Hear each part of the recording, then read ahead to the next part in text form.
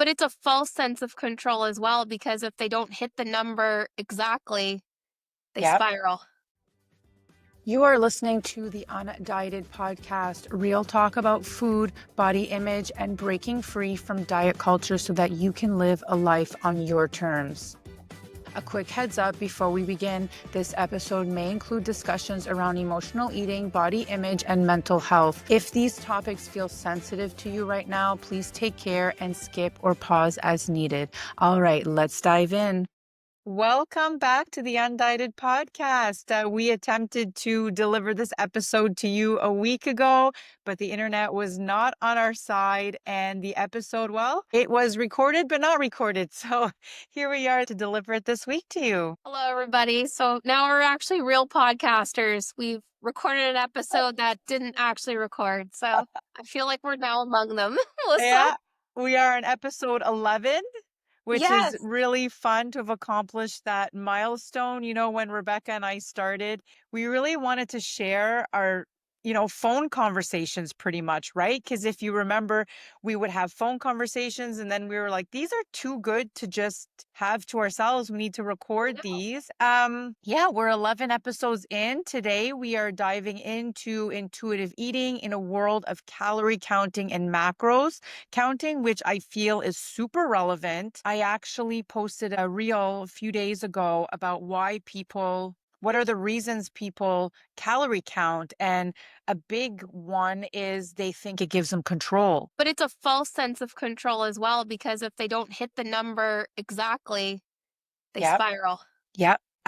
So I did like 4 reasons why they go to calorie counting while they're always going back to calorie counting, and then what they think it's doing and what it actually is doing. So to counter the control, it's actually breaking your hunger and fullness cues, right? Because if you have to count calories and track them, you don't care if you're hungry or not. You're just like, I have to eat this number, right? Yeah, and then it also takes away the fact that food can be enjoyable, right? It makes it almost a chore. I have to meet this amount of numbers in a day, which is not realistic sometimes. Yeah. I've seen a big enough account of a woman who goes in and out of bikini competitions. And this is the thing that the everyday woman needs to realize is these women, that's their career. That's what they do to achieve that super lean body before a competition.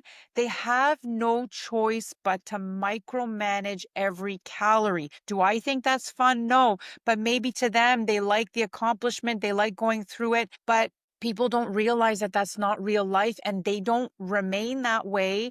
And some become obsessive and they do it all year round because they don't know how to be any other way. So we have to be careful with who we follow and really think about, what do you want your life to look like? Do you really want to be tracking everything you eat? So how do you go out to eat in peace? How do you get invited to someone's house in peace, right? Yeah, exactly. And that, it's funny, a lot of personal trainers tend to go toward the 1,200 mark, which that's not even real. That's not even real life. Oh, Who can sustain their life with that many calories? That doesn't make any sense whatsoever, the apps usually do that too. which is ridiculous. I don't want to be sued by this very formal company, but I'm not a fan of this very common tracking app for counting calories. I Your will not mention favorite their name pal? here. Is it your favorite pal? It is my favorite pal. Don't sue me, please, for the love of God. But I found that app was ridiculous because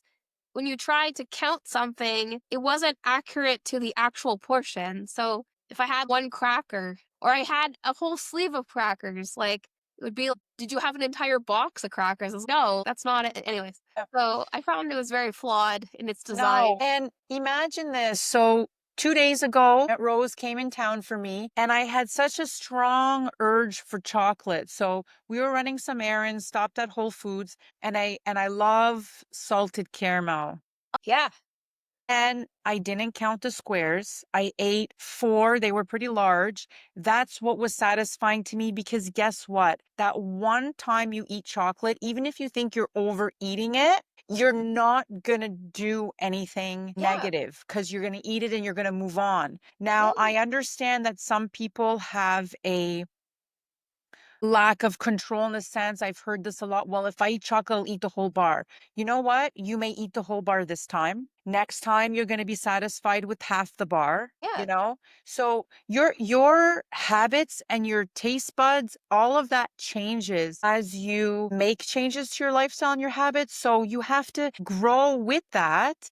And Yes. yes, there were times where I was licking all the icing off the plate from the cake, like, that's on where the cake comes on that cardboard. I Yeah. was grabbing, scooping up all the extra icing and just eating it out from the spoon. There was a time where I did that. I don't do that anymore. Not because I'm dieting, not because it's too sweet. Yeah. It's not enjoyable to me anymore. And Yeah. those type of things happen. That's where it's like, I guess in the intuitive eating aspect, it's also focusing on like what foods are you craving that give you joy. And if there are foods that like, that don't give you joy, you don't have to eat them. Yep. I hear of all these diets that force people to eat like the most craziest things. And the person goes like, I don't even want kale chips or something. And like, you know what I mean? It's just like, I guess like that's where intuitive eating breaks free from that mold that you have to eat something just because this diet tells you to. It's ridiculous. But Yeah. And I mean, what's really fun with the way I coach is when I start with a client,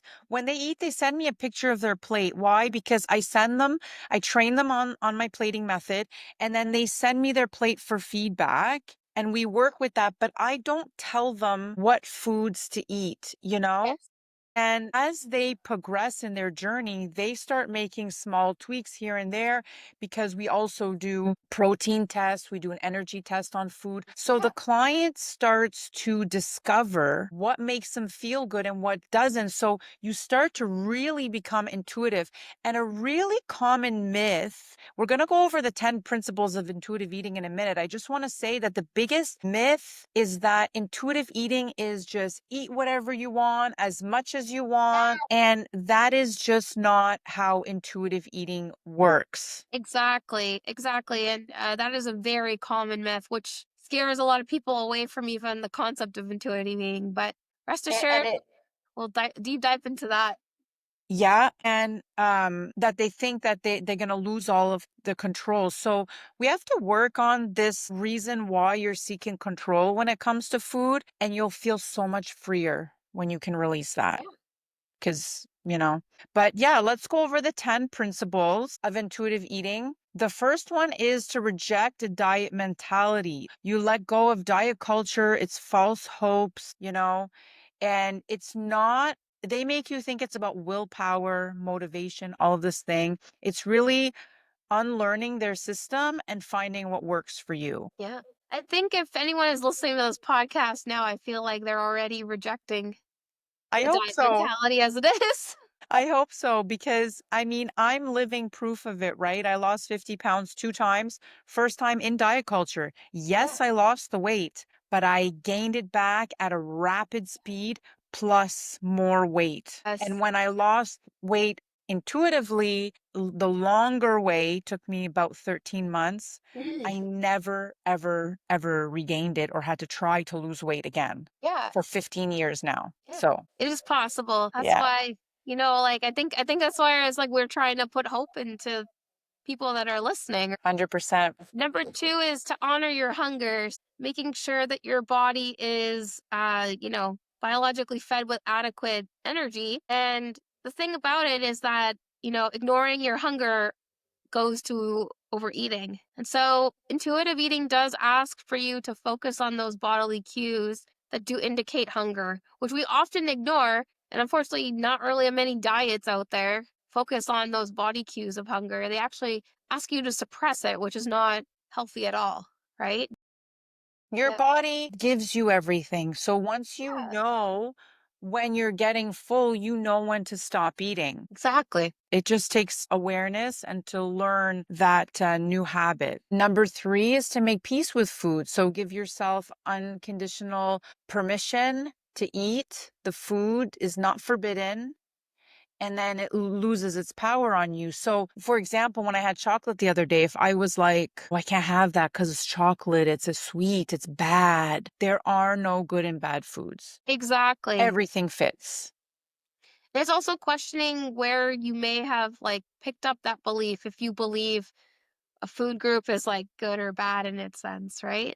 Takes a lot of introspective reflection on that one. So Yeah. the next one is challenging that food police. Going back to our previous point, also challenging the voice that keeps saying that a food is either good or bad, because the problem is that if you are starting intuitive eating and you feel you want to eat a certain food group that you've previously labeled as bad, you're going to be triggering emotions of shame and guilt, which is one of the things that prevents people from engaging in that intuitive eating aspect, right? Number 5 is to feel your fullness. So you want to, the easiest way is to pause and check in midway, see how you're feeling. When you eat slow and you enjoy the food that you're having, you can you'll know this more. You'll notice when you're starting to get full, and learn to respect when enough is enough. You don't have to finish all of your food. You can put it aside for later. You don't have to feel like you have to finish every bite on your plate. Exactly. And I think that also is undoing a lot of past stuff that people may grow up with in terms of like, you must finish your plate, or you have to make sure everything is off the plate. You know what I mean? And the next one, number 6, is discover the satisfaction factor. So your food should be pleasurable. It should be feeling good to you, right? So you need to also discover how you can make food more enjoyable. And that goes back to a lot of mindfulness techniques, right? Like being able to appreciate the flavor of food, the texture of food, the crunch, etc., right? So Yeah. And again, the more you're satisfied with the food you're eating, the less cravings you will have, which leads to overeating and always looking for that satisfaction. You'll keep eating until exactly. you're satisfied. So don't eat boring foods. Number 7 is to cope with your emotions with kindness. So know that food doesn't fix your feelings. Yeah. Oftentimes, it makes you feel worse because you're already upset over whatever, stressed. You eat, feels good while you're eating, then you swallow. Now you feel guilty. Yes. Why did I eat that? If this happens to you, I give you permission to accept that it happened and move on. Don't even worry about it. Take it as a lesson to do something different the next time. But, just learn that you want to redirect to different tools that help you cope with your emotions, like movement, exercise, a walk, putting on your favorite song, anything that makes you feel good that doesn't have to do with Yeah. food. And discovering any other coping mechanisms that aren't food, right? Because as we know, like if it's involving food, it also redirects and doesn't actually, it's on the problem, right? So that comes with number 8, respecting your body. Treat your body like a temple, accept that your body is helping you, that it's not trying to deter you from what your ideals are, right? Unfortunately, like, it's funny, like I think of like the story of this famous like weightlifter. She said that she reached her ideal goal, but it didn't make her love her body anymore. Like she still felt like she didn't love her body. And so she realized that diet culture was bullshit from that. It's the So same thing when people seek money, money, money. They think money is going to make them happy. And some of them achieve financial yeah. success and they're still not happy. That is actually one of the common fears that people tell me at therapy sessions, that if I reach my goal, I'm afraid that I will not be happy when I reach that goal, You have right? to be happy where you are. When I took on my second Yeah. weight loss, I took the time to accept myself where I was. Yeah. I can walk, I can move my arms freely. All these things, I decided to be grateful about the things I had that didn't have to do with my weight. Yes. Yeah. So, respecting your body is huge. Number 9 is movement. So, feeling the difference in movement and not doing what someone else is telling you to do. Find what brings you joy. Yeah. For example, my husband likes biking. Yeah. So he goes on a biking trail. That's his form of exercise. Not everybody enjoys going to the gym. Not everybody enjoys what everyone else is doing. Yeah. So it's important. That's another thing. When you join blanket programs, they hand you a fitness routine and a nutrition routine. But the problem is when you don't build it for yourself, You can't sustain it. You can Exactly. do anything temporarily, but eventually it ends, right? So, Yeah. No, yeah. exactly that. And that's where it's like you want to go back to what movement feels good for you that Uh-huh. you actually enjoy doing versus, a chore that is like working out, right? Yeah, it should never. I had a client once tell me, it feels like my lunchtime chore. I said, okay, we're changing it.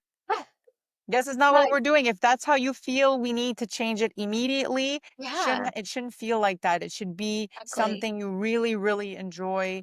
And even if you, especially as we get older, things like yoga and Pilates are much more suitable for stress management and making you really feel good in your body. So I like lifting weights because it makes me feel strong.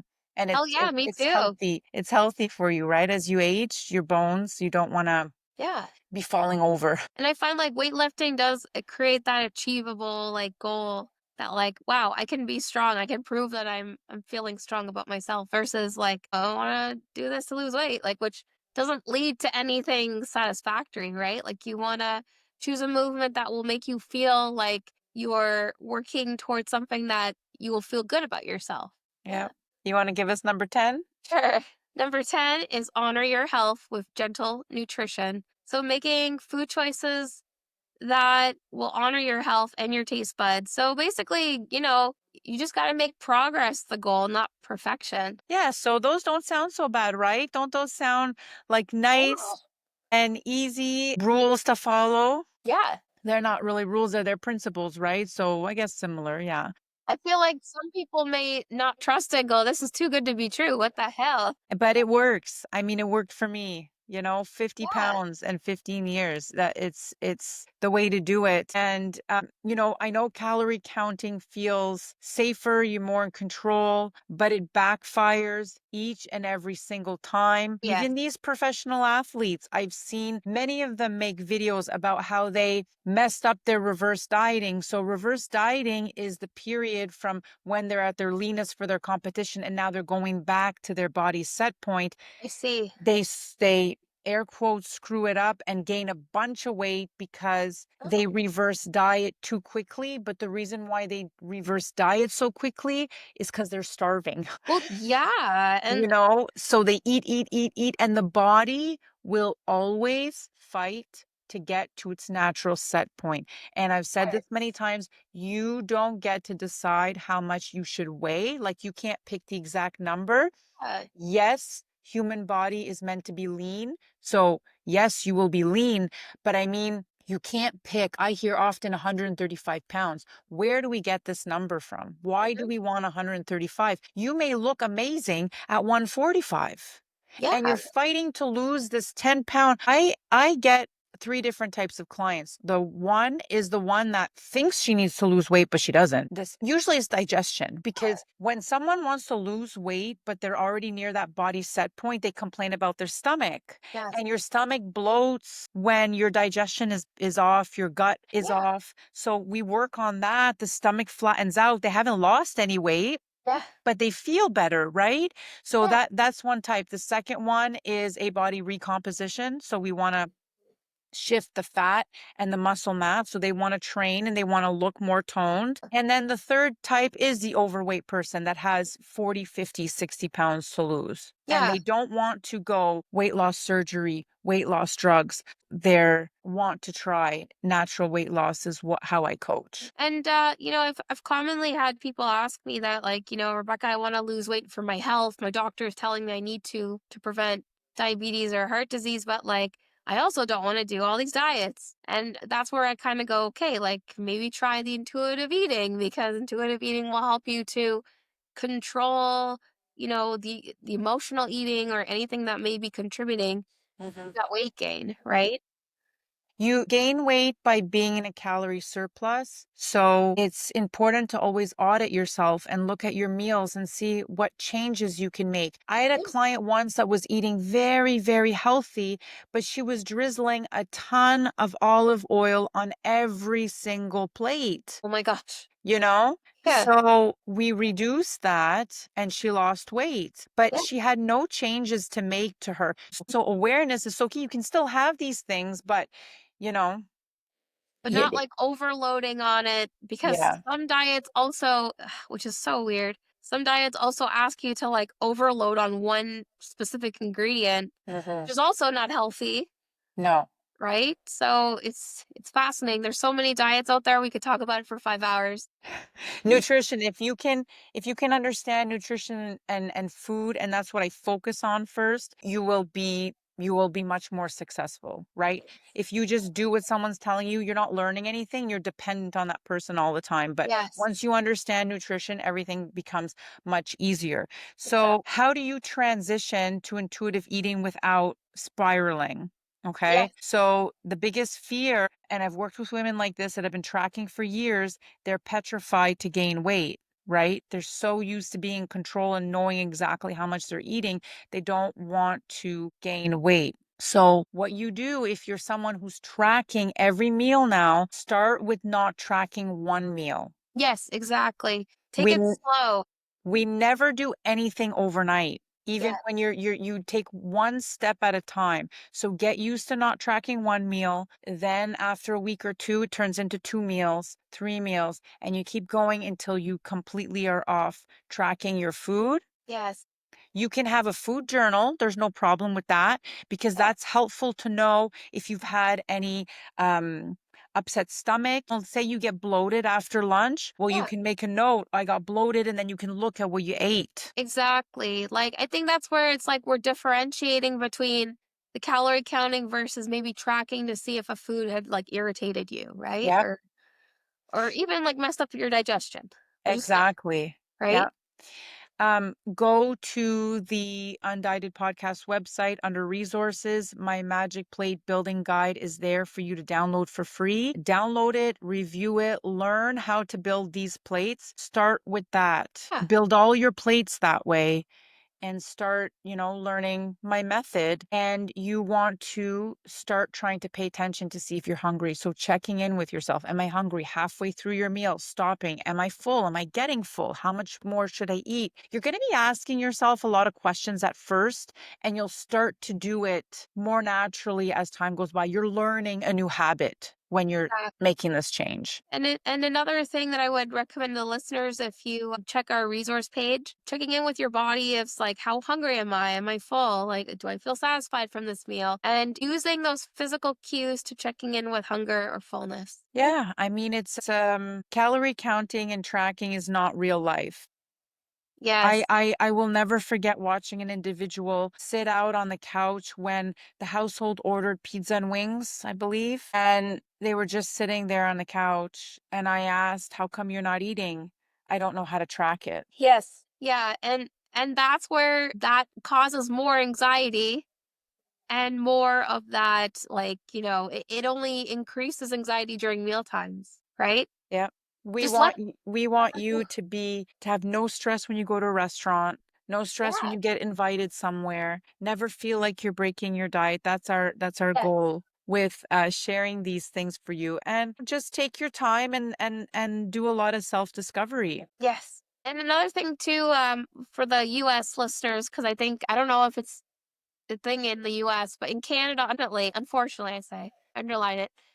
The government's decided to list the calories beside things on a menu when you go to a restaurant. And that has caused a lot of distress for my clients, right? Especially if they're trying to recover from that calorie counting way. And what I tell them as a strategy is go for the thing that you see the picture of on the menu. If it looks good to you, do it. Don't care about the calories. And another thing too is a lot of hole in the wall restaurants like Vietnamese food, like shawarma, you name it, like they also don't list the calories on their menus. They basically leave it old school. And I recommend to clients even to go to those restaurants, try something new. Don't worry about the calorie if you even know what it is or if you don't, Mm. right? I'm not sure if the US has the same I thing. have not seen it yet. Good, I okay. don't believe I've seen it. I haven't noticed that yet. And also, you don't go out all the time. I Yeah. mean, I've I've been guilty of that too, Rebecca. Once I was at a restaurant in Canada and I opened it and I wanted this burger and it was 720 calories, it said, and I didn't order it. And you know what? Like, it's funny because the government had initiated it as a way to prevent heart disease and diabetes, but like health professionals like myself and dietitians and even doctors have also been like, this is not a good tool. This is actually doing more damage than good. Because like I think that's where it's like, why not get the burger, right? Like why do you have to be scared of that label beside And I it? know on the days that I want a burger and french fries, that's a calorie dense meal. I'm going to enjoy it. I'm going to have Yeah. it. It's probably my whole day's worth. But again, that one meal, that one day, Yes. the mental health aspect in comparison to the calories Yes. is not going to derail your progress. To gain 1 pound of body fat, you Yes. would have to overconsume by 3,500 calories. Yeah, which I mean is like even that's not possible in itself. I've heard so many Yeah. times from different people, oh, I ate this yesterday. Today on the scale, I gained 2 pounds. Well, no. No. You probably is higher in sodium. You probably retained water. Yeah. You didn't gain 2 pounds overnight. It maybe it's the weight of the food in your body. Yes. But that's why I love body measurements and progress photos. Yes. And the one thing I do recommend as part of the transitioning to intuitive eating is please stop the scale. Throw away your scale. Give it away to a thrift store. Like, stop looking at the scale. It's not going to do you any good. I ask clients is like, "Are you weighing yourself in the morning and the night?" And they go, "Yes, this is my routine." I go, "Okay, I want you to stop that routine. I want you to hide your scale in the closet." Or I tell them like, take a step back, small steps, like stop measuring yourself on the scale. Like, don't do it. I mean, why is the body weight so damn important, you know? Yeah. It doesn't fill in the blank your worth. It doesn't determine your worth. Yes. You're not worth less if you weigh a certain amount, and you're not Yes. worth more if you weigh less. You're Exactly. still the same person, right? When you approach this lifestyle with as a lifestyle change, as a habit change, as a health journey, Yeah. you will be much more successful. Yes, it's going to take longer because this takes time. If you recall, you didn't gain weight overnight either. It Yes. took years sometimes. Yeah. I showed progress pictures of cellulite reduction on myself, and that was done because I lost body fat. But from the before and the after, that was a 2-year period. Yes. It's a long time. So that was calorie deficit, exercises targeting the lower body, hydration, hydration, hydration, and Yeah. leg massages. 2 years of these 4 things. Yes. And so it's like not an overnight thing. That's the thing. And we're trying to break that myth because a Yeah, lot of diets go, oh, yeah, I could do this in a exactly. month. I'm like, no. Yeah, I hope you guys enjoyed learning about the principles of intuitive eating. And we hope that if you are tracking your food right now, that you're thinking about stopping, and share this episode with someone who is on the tracking treadmill and wants to stop. And if you found this episode helpful, please go ahead and give us a 5-star rating. Thank you for listening. Yes, and we'll see you next time. Bye. Bye.